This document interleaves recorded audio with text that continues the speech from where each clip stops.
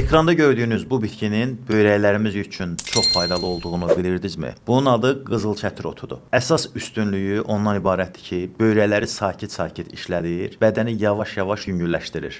Əgər tez-tez sidiyə çıxırsınızsa, sidik zamanı göynəmə və narahatlıq hiss edirsinizsə, səhərlər göz altında, axşamlar isə ayaqlarda şişkinlik olursa, bunlar böyrəyin sizə verdiyi səssiz siqnallar ola bilər. Çünki böyrək çox vaxt ağrımır, amma düzgün işləməyəndə bədəndə artıq su və duz yığılmağa başlayır.